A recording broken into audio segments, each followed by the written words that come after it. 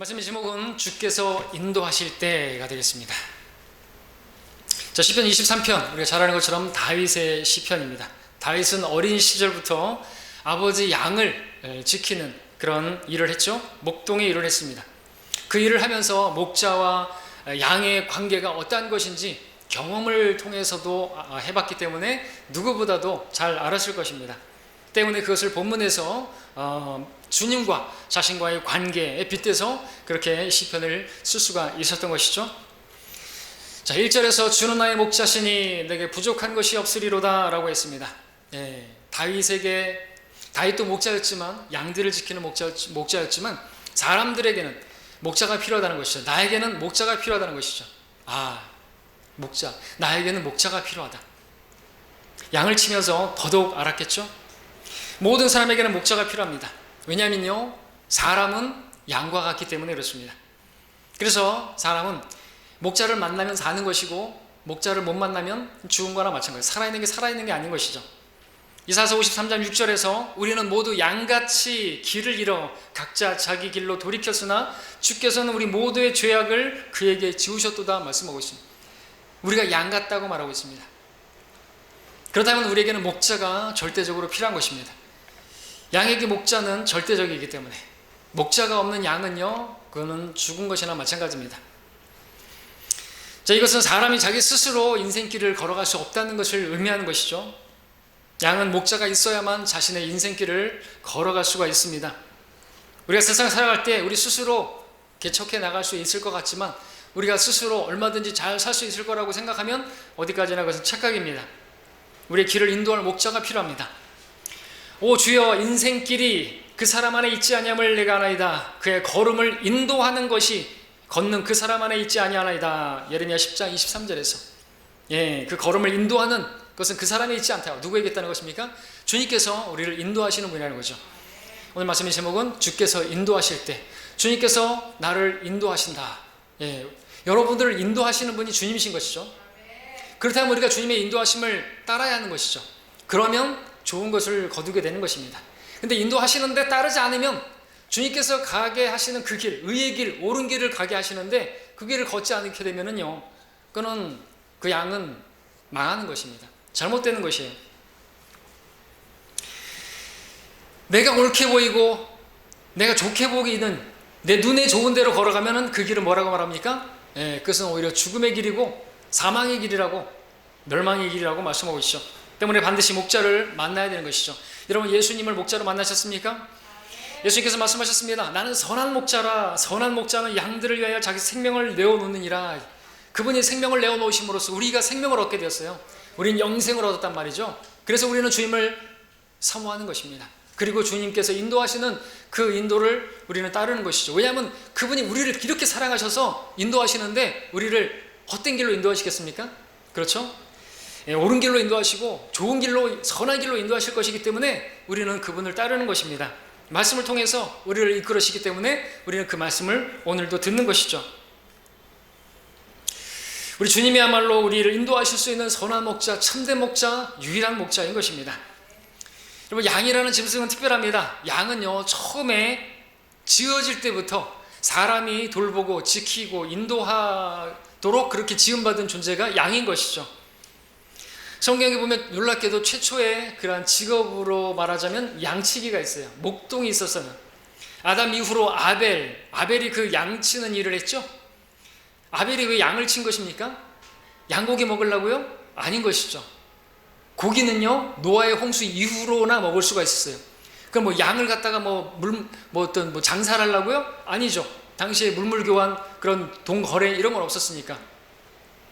근데 하나님께서 양을 지키는 그 일을 사람을 통해서 그렇게 하게 하신 것이죠. 양에게는 그러므로 목자가 있어야 된 것이죠. 하나님께 제사 드릴 때 필요한 양, 그렇기 때문에 양을 필요하셨지만 그 양은 지키는 자가 있어야 되는 것입니다. 아벨이 그 일을 했던 것이죠. 처음부터 양은 목자가 그렇게 지키고 그렇게 보호하고 인도해야 하는 그런 짐승이었던 것입니다. 자, 오늘 주의 인도하심을 따를 때, 주께서 인도하실 때 라는 말씀을 제목으로 3절을 중심으로 세 가지로 말씀을 드리고자 하는 것입니다. 첫 번째는 그가 내 혼을 소생시키시고 라고 말씀하고 있는 부분입니다. 그가 내 혼을 소생시킨다. 그래서 우리가 주님을 따를 때, 주께서 나를 인도하실 때 우리는 소생케 될 수 있다라는 말씀을 드릴 수가 있습니다. 자, 우리는 무엇보다도 우리 혼이 소생케 되었죠. 우리 혼이 구원받음으로써 우리가 살아나게 되었지 않습니까? 근데 뿐만 아니라 구원받은 이후로도 우리 혼은 계속해서 소생케 되는 그런 일들을 경험할 수 있습니다. 이것은 무엇을 보여주냐니까 우리가 또 넘어질 수 있다는 것을 전제로 하는 것이죠. 넘어지고 자빠질 수가 있어요. 우리는 그렇게 연약한 존재란 말입니다. 그렇기 때문에 우리는 또 소생할 수 있고, 또 소생케 하시는 분이 우리 주님이 계시기 때문에 그렇게 될 수가 있는 것이죠. 여러분, 실제로 양의 모습을 한번 말씀을 드리겠습니다. 목자들의 증언에 따르게 되면 양들은요, 넘어지는 일이 있다고 합니다. 자빠지는 일이 있다고, 실제로. 근데 그 양들이 뭐 다 자빠지고 넘어지는 것인가? 그렇지 않다고 합니다. 몇 가지 이유가 있는데, 그 첫 번째 원인은 살이 쪄서, 그리고 양털이 많아졌을 때, 이게 넘어지면요, 얘는 스스로 못 일어나, 다리에 힘이 없어서 스스로 못 일어난다고 합니다. 버둥버둥 되다가 시간이 지나면 이게 혈액순환이 안 돼가지고 심장마비가 걸려서 죽기도 한다 그러는 것이죠. 조금만 주의를 기울이지 않으면, 헛디디게 되면, 실족하게 되면 넘어지게 되고 자빠져서 뒤집어져 가지고 일어나지 못한다는 것이에요. 이 같은 양을 생각해 보시기 바랍니다. 뒤집어진 양을 생각해 보십시오. 왜 뒤집어졌습니까? 살이 쪄가지고, 기름져가지고, 털이 많아가지고. 여러분들도 양이시죠? 여러분들도 주의하셔야 되는 것이죠. 언제 주의해야 되는 것입니까? 살쪘을 때. 이 육체를 말하는 게 아닙니다. 여러분, 풍성하게 되었을 때 주의해야 된다는 것이죠. 풍성하게 되면요, 넘어질 가능성이 그만큼 큰 것입니다. 서 있는 줄로 생각하면 넘어지지 않도록 주의하라 그랬죠. 하나님께서 여러분들을 형통케 하셨을 때, 여러분 풍성케 하셨을 때, 여러분들이 마음이 기름기가 낄 수가 있어요. 마음이 부유해질 수가 있어요. 주님으로 인해서 만족하는 것이 아니라, 주님께서 목자시기 때문에 내가 부족한 게 아니라, 여러분들이 가진 것들로 인해서 여러분들이 마음이 부유해져서 풍성해지게 되면요, 위험할 수 있다는 것이죠. 여러분들, 그 이스라엘 백성들이 가나안 땅에 들어가게 되면 조심하라 그랬죠. 왜 조심하라 그랬습니까? 어느 때 조심하라고 했습니까?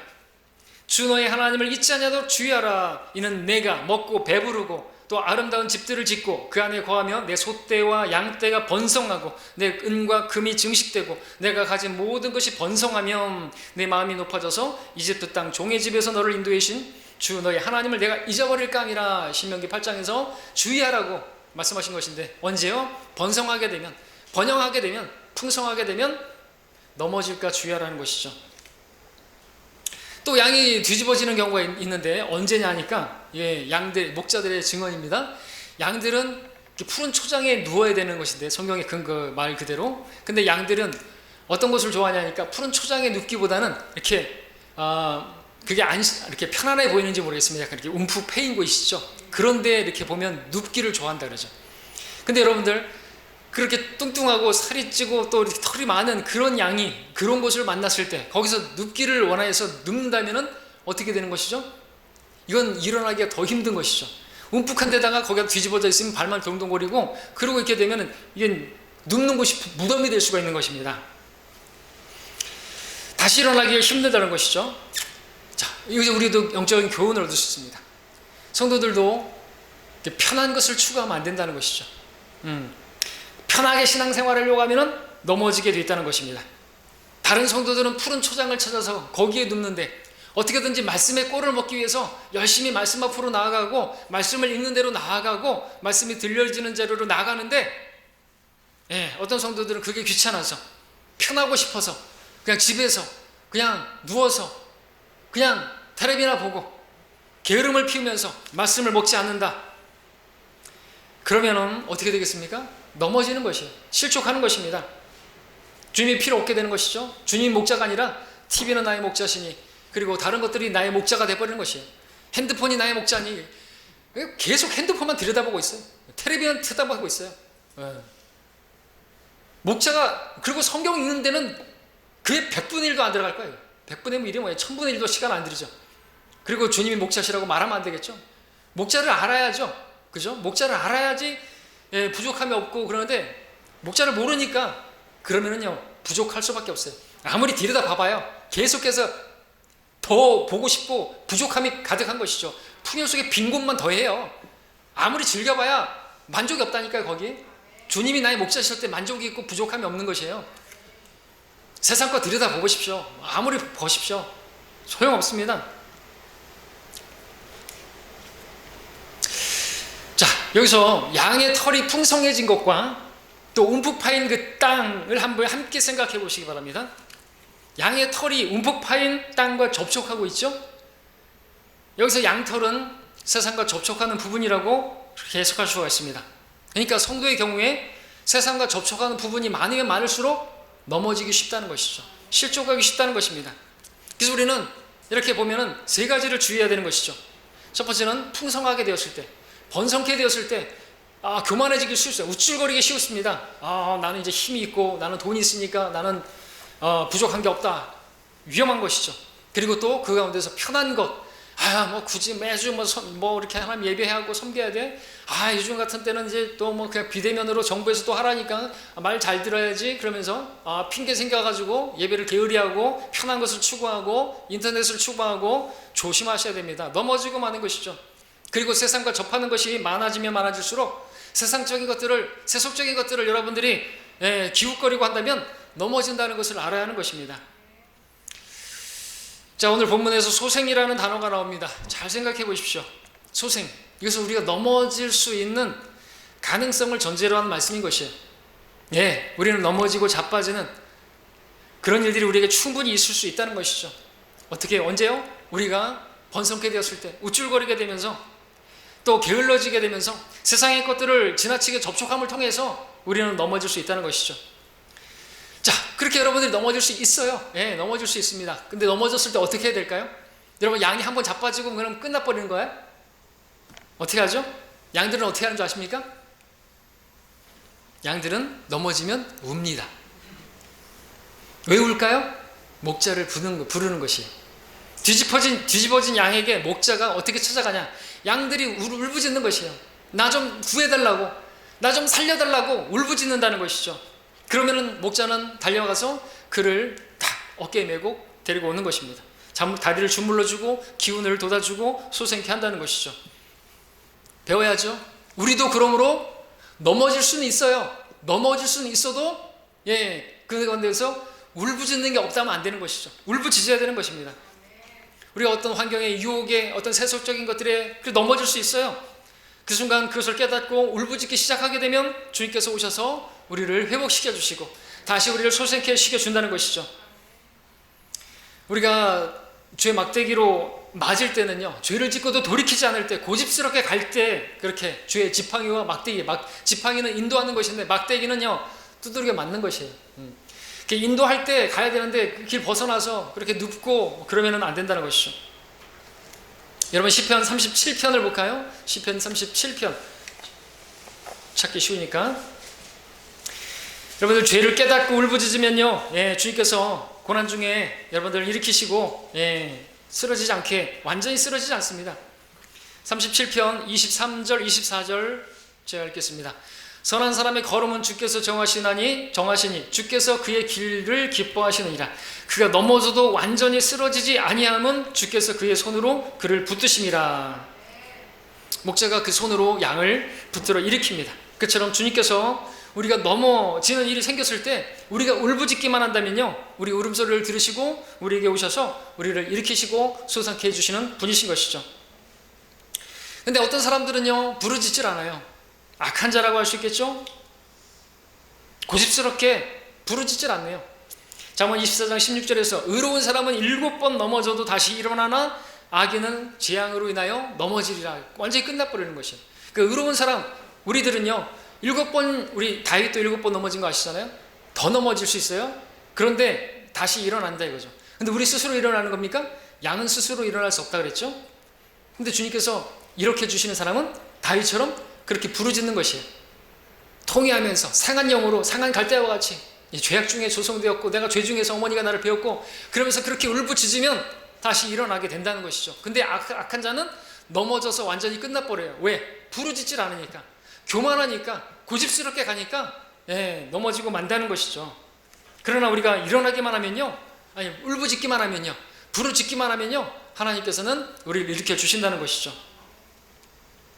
성경을 보면 지금까지 말씀드린 내용 그대로 넘어졌다가 다시 회복한 사람이 나오는데, 퀴즈, 누굴까요?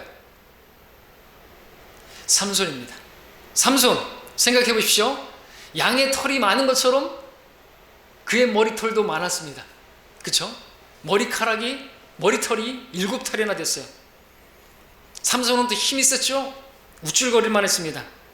그리고 삼손은 세속적인 여자를 사랑했죠? 데릴라죠? 그네의 무릎에 누워서 잠들려고 했습니다.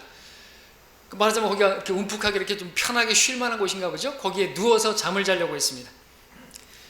머리털이 많고 머리털이 무거워서 거기 누우려고 했는지 모르겠지만, 그리고 그렇게 편한 것을 추구하고 그렇게 세속적인 여자하고 그렇게 함께 하더니 결국에 머리털이 잘리고 그리고 힘을 잃어버리고 눈이 뽑혀버리고 그렇게 되었죠. 자, 근데 그렇게 되었는데 삼손이 그대로 끝났습니까? 그렇게 끝나지 않았죠. 어떻게 했습니까? 삼손에게서 뭐가 있었습니까?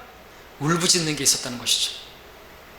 그래서 부르짖었죠. 삼손이 주께 부르짖어 말씀드리기를, 오 주 하나님이여, 내가 주께 간구하오니 나를 기억하옵소서. 오 하나님이여, 내가 주께 간구하오니 이번 한 번만 나에게 힘을 주옵소서. 그리하여 나로 내 두 눈을 위하여 단번에 필리스타인들에게 복수하게 하옵소서. 울부짖었습니다. 그렇게 부르짖으니까 주님께서 어떻게 하셨어요?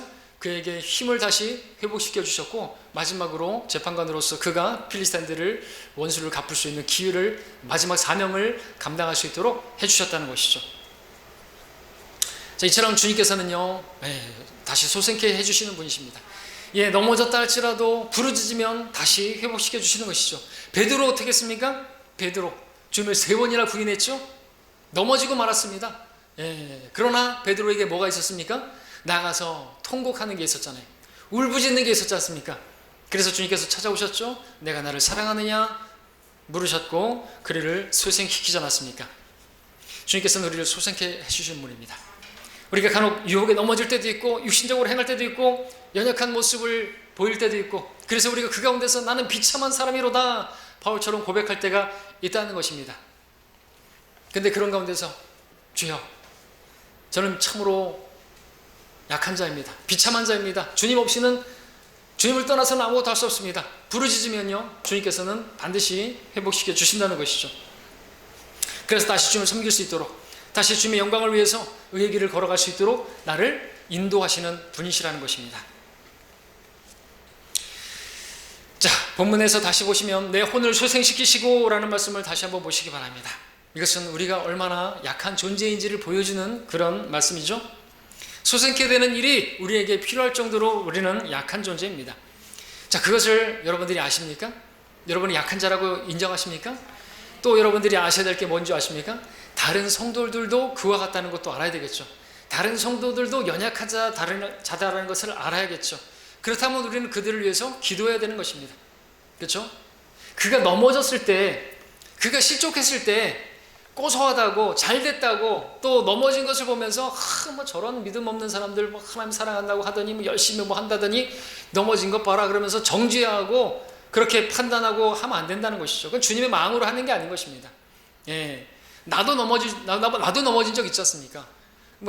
그럼 나가 넘어졌을 때는 하나님은 자비로우신 분이시고, 저가 넘어지면은 하나님께서 그냥 쳐버리셔야 돼요? 죽여버리셔야 되는 거예요? 그러면 안 되는 거죠. 그건 하나님의 마음 아닌 것입니다. 악인이라 할지라도 주님께서는요, 그가 돌이켜 사는 것을 기뻐하시고 회복되는 걸 원하시고 그가 다시 부르짖게 해달라고 기도해야 되는 것이죠. 그렇죠? 회복시켜 주시라고 기도해야 되는 것입니다. 주님께서는 어떤 사람이 넘어졌다고 해서 그냥 그대로 끝내기를 원치 않으시는 분이세요. 우리가 그런 마음을 알았다면요, 우리도 주님처럼 해야 되는 것이죠. 그가 일어날 수 있도록 기도해야 되는 것입니다. 근데 사람들은요, 한번 넘어지면 그냥 끝내버리는 경우도 있죠. 여러분들 우리 구약에 보게 되면 어떤 그렇게 사람들이 가다가 한 종이 병 들어가지고 넘어졌어요. 어떻게 했죠? 그냥 버리고 가버렸죠. 그리고 그 버리고 간 사람 때문에 다윗이 그 사람에게서 정보를 얻고 그 사람을 일으켜가지고 같이 가는 걸 보잖아요. 어떤 사람들은 그냥 넘어지면 그냥 버려버려요. 그리고 병 들면은 군대에서는 그냥 안락사 시켜버리고 그러잖아요. 그죠? 완전히 죽여버리듯이. 근데 하나님은 그러지 않는다는 것이죠. 하나님은 우리가 넘어졌어도 다시 회복할 수 있도록 힘을 주시는 분이시죠. 우리가 이런 하나님을 만나면 우리 다른 성도들에 대해서도 회복할 수 있도록 기도해 줘야 되겠죠. 그들을 위해서도 우리가 울부짖어야 되겠죠. 그가 연약해서 울부짖지 못한다 할지라도 우리가 울부짖어야 되겠죠. 그러면 주님께서 그를 회복시켜 주실 것입니다. 자, 이제 두 번째로 보고자 하는 것은 주님께서 인도하실 때 우리는 어떻게 되는 것인가. 두 번째는 그의 이름을 위하여라는 말씀을 보고자 하는 것입니다. 그의 이름을 위하여 우리를 인도하신다 그랬는데 이것은 무엇을 보십니까? 우리가 끝까지 인도받는다는 것이죠. 끝까지. 그러니까 말씀드렸던 것처럼 넘어져도 다시 주님께서 일으켜 주시는 분이라고 그랬죠. 근데 그걸 왜 그렇게 하시는가 하니까 주님의 이름을 위해서, 주님의 이름 때문에 라는 것이죠. 정말 놀라운 말씀입니다. 주님의 명예를 걸고 우리를 그렇게 인도해 주신다는 것이죠. 우리 주위의 사람들에게서 이런 말을 들을 때가 있죠. 내가 내 이름을 걸고 당신을 어떻게 해드리겠습니다. 이번에 어떻게 그 약속을 지켜드리겠습니다. 그 일을 해드리겠습니다. 그렇게 말을 하지만 그 경우가 그 약속이 다 공수표고 그렇게 되지 않을 때가 많이 있죠. 그러한 이름들은 신뢰할 만한 이름이 못 되기 때문에 그렇습니다. 사람들은 거짓말쟁이일 수 있기 때문에 그렇습니다. 그러나 주님께서는요, 당신의 이름을 걸고 그의 이름을 위하여 우리를 지키시고 우리를 인도하시는 분이라는 것이죠.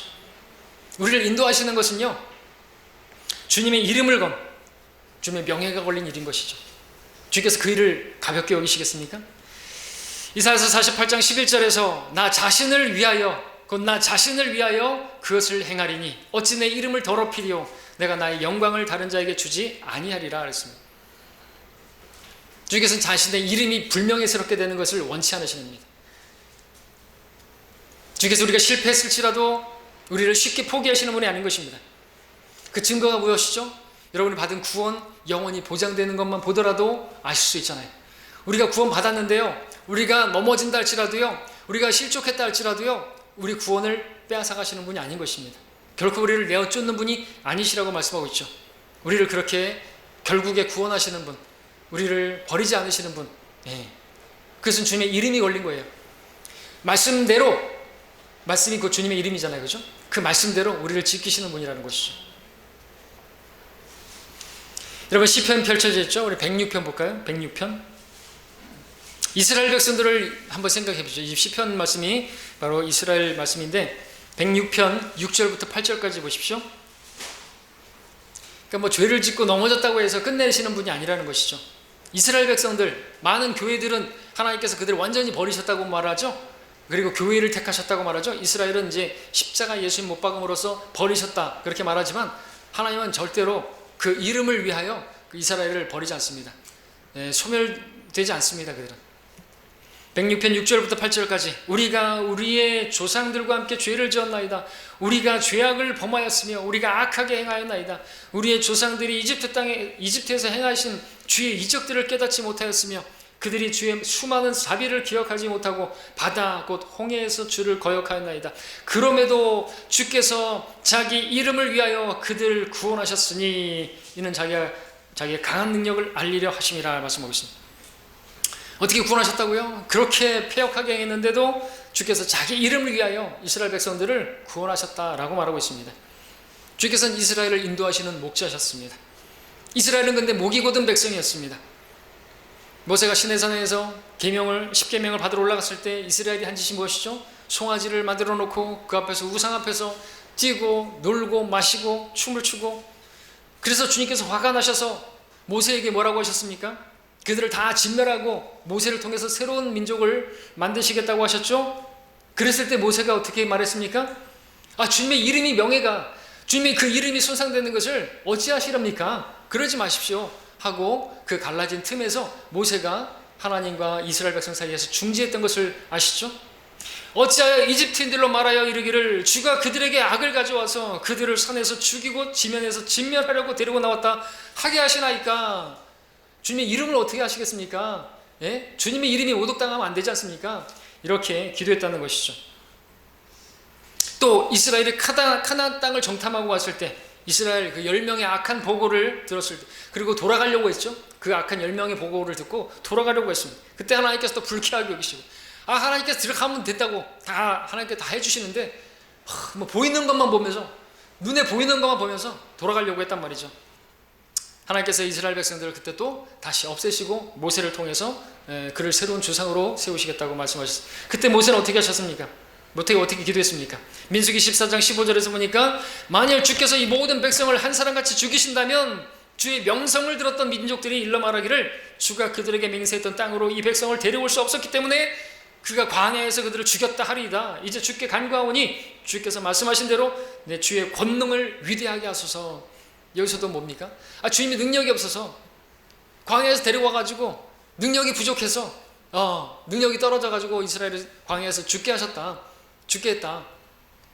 주의 명성을 들었던, 주의 이름을 들었던 그 사람들이 모독할 거 아니냐 이거죠. 또 말하는 것입니다. 이처럼 주의 이름, 주의 명성을 위에 놓고 기도했던 모세의 기도는 다 응답받은 것이죠. 심지어 이스라엘 백성들이 또 후에 우상숭배에 빠지고 온갖 가증한 일들을 행하고 기근이 오고 그래서 땅이 마르고 질병이 왔을 때, 그런 일이 생겼을 때, 여러분 솔로몬이 성전 봉헌 기도할 때, 그죠? 그렇게 그들이 우상숭배에 빠지고 그렇게 했을 때 질병이 오고 땅이 마르고 기근이 오게 된다 할지라도 이 예루살렘을 향해서 기도하거든 그들을 고쳐주시라고. 그러면서 뭐라고 말했습니까? 내 이름으로 불리는 내 백성. 역대기하 7장 14절 보니까 내 이름으로 불리는 내 백성이 겸손해지고 기도하며 내 얼굴을 찾고 그들을 악한 길에서 돌이키면 내가 하늘에서 듣고 그들의 죄들을 용서하며 땅을 치유하리라. 내 이름으로 불리는 내 백성이라고 말씀하신 것이 주님의 이름이 걸린 백성이라는 것이죠. 그들을 끝내지 않는 것입니다. 정말 저 정도면 끝내실 만도 한데 하나님의 아들을 십자가에 못 박은 그 일로 본다면 진짜 끝낼 만한데 하나님은 그러지 않으시죠. 자, 주님께서는 자신의 이름을 위하여, 그 이름을 인하여 우리를 인도하시는 분입니다. 우리도 인도하시는 분입니다. 우리를 구원하시는 분입니다. 요한일서 2장 12절에서도 어린 자녀들아 내가 너희에게 쓰는 것은 그의 이름을 인하여 너희 죄들이 용서되었기 때문이라 말씀하고 있습니다. 자, 우리는 예수님의 이름으로 인해서 우리는 죄들이 용서받은 것이죠. 그의 이름 예수, 우리를 구원하시는 그 이름으로 인해서 우리는 구원받은 것입니다. 자, 우리는 또 우리 예수님의 이름으로 기도하죠. 예수님의 이름으로 기도하면요 그 모든 기도는 다 응답되는 것이죠. 근데 예수님의 이름으로 기도한다는 게 뭡니까? 그분의 이름이 명예롭게 되고 영화롭게 되도록 그렇게 기도해야 된다는 것입니다. 내 정욕을 위해서 기도하면 안 되고. 우리 시편 50편 함께 볼까요? 시편 50편 15절입니다.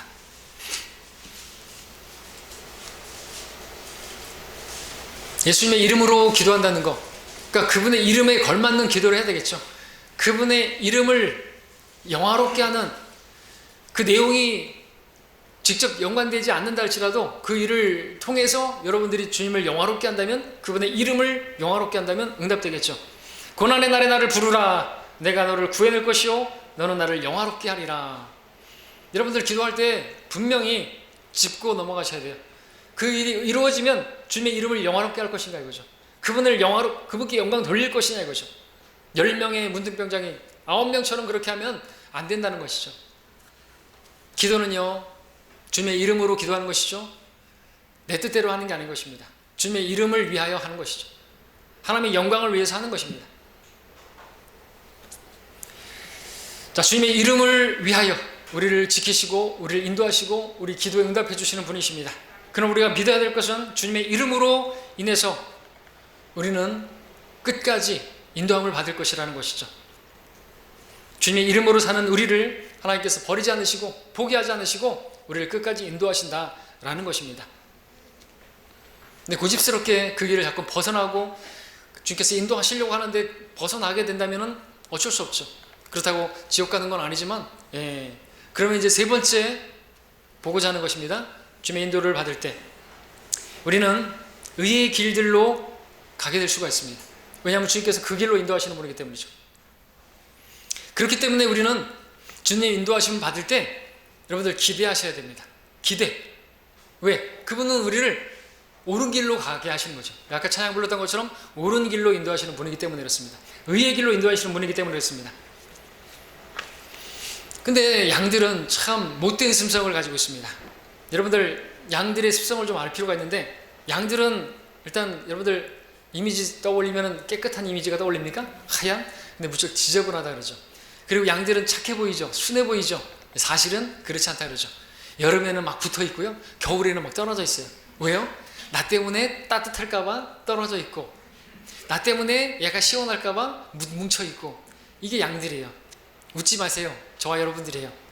이기적이고 사촌이 땅을 사면 배 아파하고, 이게 인간이라는 것이죠. 근데 거기다가 또 안 좋은 습관까지 있는데 뭐냐니까, 양들은 한 곳만 이렇게 머물러 있기를 좋아한다는 것이죠. 내버려두면요, 그 땅이 황폐하게 되도록 거기 풀을요, 뿌리까지 다 뽑아먹어버려요. 이렇게 풀을 뜯어먹고 그냥 이렇게 해야 되는데, 뿌리까지 다 뽑아먹어 내버려두면요, 거기가 황폐하게 돼요. 그래서 목자가 양을 잘못 치게 되면 황폐하게 된다, 땅이. 자, 그렇기 때문에 목자는요, 양들을 인도할 때 오늘은 이곳, 내일은 저곳으로 그렇게 인도하는 거죠. 그냥 내버려두면 안 돼요. 그러니까 목자가 양들을 그렇게 또 인도하려고 할 때 양들은 따라가야죠. 그래야지 또 푸른 초장을 만나게 되고 잔잔한 그런 물가를 만나게 되고 그렇게 되는 것이죠. 그냥 내버려두면 황폐한 곳에 남아있게 되는 것이에요. 자, 생각해 보십시오. 목자가 그렇게 양들을 인도하게 되면 양들은 푸른 초장을 만나요. 신선한 꼴을 먹게 돼요. 그러면 양들을 목자가 인도할 때마다 양들은 어떨까요? 마음이 설레겠죠. 오늘은 또 어느 곳으로 인도할 것인가? 어떤 푸른 초장으로 인도할 것인가? 기대가 되지 않겠습니까? 또 나를 인도하시네? 나를 또 이끄시네? 그러면 분명히 잔잔한 물가를 만날 것이고 푸른 초장을 만날 것이야 하는 기대와 설렘과 그런 소망이 양들에게 있지 않겠습니까? 그리고 그것은 있어야 당연한 것이고요.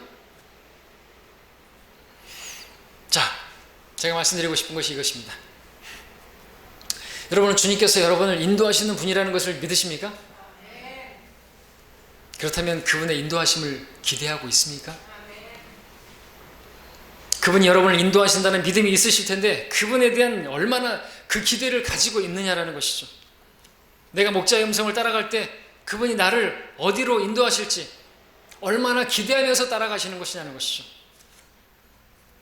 그런 기대가 없다면 여러분들 주님께서 여러분을 인도하시려고 하실 때 기쁘고 즐거울 수 없겠죠. 기대가 없다면 오히려 두렵고 부담스럽고 그러겠죠. 그러나 주님의 인도하심을 받을 때 기쁘고 즐거울 수 있는 것은 그분이 나를 이끄시면 내가 황폐한 곳에 있지 아니하고 헛된 곳에 있지 아니하고 정말 좋은 곳에, 정말 푸른 곳에 그렇게 있게 될 거라는 믿음이 있기 때문에. 자, 오늘 여러분들 경배 드리러 오실 때 기대하고 오셨습니까?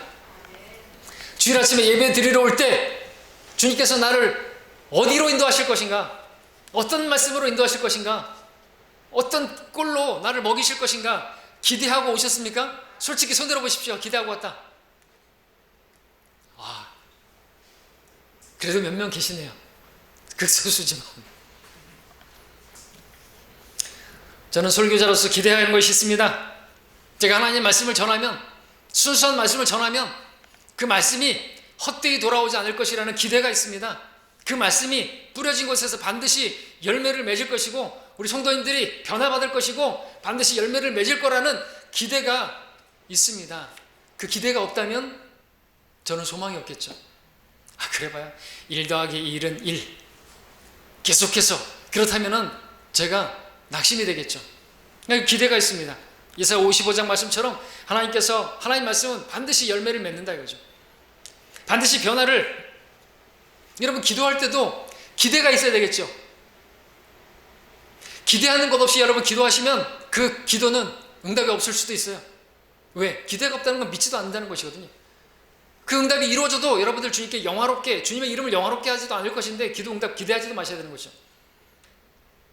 고난의 날에 나를 부르라. 내가 응답하겠고 너는 나를 영화롭게 하리라. 기브 앤 테이크입니다. 하나님께서 주시면, 응답해 주시면 여러분들 그분 영광 돌려야 되는 거예요. 근데 많은 경우 9명처럼 10중 8구는 영광 안 돌리는 것이에요. 그러면 안 되는 것이죠. 기대해야 되는 것입니다. 기대. 응답에 대한 기대가 없이 기도하는 것은 냉랭하고 형식적인 될 것입니다. 말씀드리고 싶은 것은 여러분들 주님에 대해서 기대를 품으시라는 것이죠. 주님께서 여러분들을 인도하시는 분이세요. 나를 인도하시는도다. 여러분들을 인도하시는도다. 인도하시는데 여러분들 기대가 있어야죠. 오늘도 여러분들 인도하셔서 여기 오셨는데 주님께서 여러분에게 주실 말씀을 기대해야 되는 것이에요. 근데 어떤 사람들은 하나님의 말씀을 듣는데 목자에게서, 인간 목자에게서 어떤 책 잡을 게 없을까? 오늘 설교를 통해서 어떤 또 꼬투리 잡을 게 없을까? 그러면서 설교를 듣는다면 그건 망하는 것이에요. 그렇죠? 나를 인도하시는도다. 진리의 말씀, 저는 다른 말씀으로 전하지 않습니다. 다른 어떤 그런 말 안 해요. 저는 하나님의 말씀만 전합니다. 진리의 말씀을 전합니다. 순수한 말씀을 전합니다. 하나님께서 그렇게 인도하세요. 다른 거 전하지 않아요. 저는. 그러면은 여러분들 기대하셔야 되는 거죠. 다른 걸 기대하시면 안 되겠죠. 제가 제 입에서 무슨 세상적인 이야기하고 무슨 뭐 재미난 이야기하고 여러분의 귀를 가벼운 그런 이야기나 하고 그런 걸 기대하고 오셨으면 여러분들 잘못 찾아오신 것이에요. 저는 하나님 말씀을, 이 강단에서 저로 하여금 하나님 말씀을 전하라고 저를 세워주신 것이기 때문에 저는 진리의 말씀만 전합니다. 여러분들 세우는 말씀만 전합니다. 주님 기대하시라고요. 네, 저를 기대하지 말고 주님 말씀을 기대하시고 여러분 그 말씀으로 여러분들 하나님께서 인도하시는 그때 따라가셔야 됩니다. 움직일 생각 안 하시면 안 되는 거예요. 하나님 앞에 나오셔야 되는 겁니다. 안 그러면요, 움직이지 않으면요, 여러분들 황폐한 신앙생활을 하게 될 것이. 아까 말씀드렸죠? 양들이 목자가 인도하는데 따라가지 않으면 어떻게 돼요? 거기는 황폐하게 되는 거예요. 움직이지 않으면 안 된다는 것이죠. 하나님의 말씀을 듣고 반응하지 않으면 황폐한 신앙생활을 한다는 것이죠. 움직여야 돼, 움직여야 돼. 여러분, 나 자신을 드려야 된다는 거죠. 하나님의 말씀을 들으시고 여러분들 자신을 드려야 된다는 것입니다. 그러지 않으면 고인물을 썩게 되어 있어요. 제자리에 있으면 황폐하게 된다는 것이죠. 달리지 않는 자전거는 넘어지게 되어 있습니다. 구르는 돌에는 이끼가 끼지 않죠. 달리는 자전거는 넘어지지 않습니다. 멈추면 넘어지는 것이죠. 움직여야 돼요, 움직여야 돼. 오늘 말씀을 여러분 왜 듣는 것입니까? 아, 좋은 말씀 들었습니다. 아니에요. 여러분을 인도하시는 도다예요. 진리 말씀으로 인도하실 때 움직여야 되는 거예요. 그러지 않으면 안 돼요. 움직이지 않으면 저도 소망이 없겠죠. 하나님의 말씀을 전했는데, 자, 주님께서 여러분 인도하실 때 기대하면서 따르시기 바랍니다. 그래야지 여러분들 기쁘게 신앙생활 하겠죠. 즐겁게 신앙생활 하겠죠. 근데 기대하는 게 없으면 어떨까요? 오늘 설교를 들었지만 아무것도 기대하는 게 없어요. 그러면 여러분들, 아이고, 또 오늘은 또 무슨 말씀으로 나를 부담 줄까? 아, 두렵도다. 나를 인도하시는도다. 기쁘게 말할 수 없고, 아, 두렵고 불안하도다. 또 어떤 말로 나를 또 부담 줄까? 그러면 신앙생활이 황폐하게, 그 자체가 황폐되는 거예요. 아, 저런 말씀을 좀 안 해주시면 좋겠는데. 그러면 안 되는 것이죠. 망하는 것입니다. 자, 우리 소망 가운데서 의의 길로 인도하신대요. 여러분, 옳은 길로 인도하시는 거예요. 잘못된 길로 가게 하시는 분이 아니라는 것이죠. 그럼 따라가야죠. 자, 말씀을 맺겠습니다. 그가 나를 소생시키시고 내 혼을 소생시키시고 그의 이름을 위하여 나를 의의 길로 인도하시는도다 말씀하고 있습니다. 자, 우리 넘어질 수 있습니다. 하지만 주님을 향해서 부르짖는다면 다시 소생될 수가 있습니다. 주님은 그대로 끝내지 않으십니다. 주님께서 주의 선하심과 자비하심이 내 생의 모든 날들 동안 나를 따르리니 말씀하고 있죠? 시편 23편에서 계속해서 따르는 거예요. 주님은 선하시고 자비로우시기 때문에 끝내지 않으시고 다시 일으켜 주신다는 것이죠. 소생케 될 수 있습니다. 그러므로 여러분들 부르짖으시기 바랍니다. 그분의 사랑은요, 영원한 사랑인 것입니다. 그리고 그 자신의 이름이 걸려있기 때문에 우리를 넘어졌다고 해서 여러분들 막 정죄하시고 그러지 않습니다. 다시 일으켜 주시고 끝까지 여러분들 인도하시는 분이십니다. 구원은 결코 잃어버리지 않는 것이고요, 자신의 명예를 걸고 그렇게 인도하시는 분이시니까 부르짖으시라는 것이죠. 그리고 우리는 그분을 기대할 만해요. 우리가 소망을 걸 만할 분이세요. 여러분들 그분을 따르는데 기대하면서 따라야 된다는 것이죠. 저를 보지 마시고 하나님 말씀을 여러분들 들으시고 하나님께 나를 인도하시는 그 음성을 들으시고 따라가셔야 되는 것이에요. 듣고 그냥 아이고 좋다 그러고 아니란 거예요. 그게 뭐예요 그게? 그분이 인도하실 때 순종하며 따르십시오. 제자리 가만히 있으면 여러분들 황폐한 곳에 남아있을 것입니다. 먼지만 날리는 신앙생활 할 것입니다. 그야말로 광야에 서 있는 여러분 되실 거예요. 푸른 초장으로 인도하실 때 따라가시기를 바랍니다. 마지막으로 39편 7절 읽고 마치겠습니다. 시편 39편 7절입니다. 자, 우리가 누구를 기대하겠습니까? 우리 소망은 어디 있습니까? 우리 한 목소리를 읽죠. 시편 39편 7절 시작. 주여 이제 내가 무엇을 기다리겠나이까? 나의 소망은 주께 있나이다. 네, 주님을 기다리시고 기대하시고 그분을 소망으로 두시고 그분이 인도하실 때 따라가시는 움직이시는 우리 모두가 되시기를 바랍니다. 기도하겠습니다.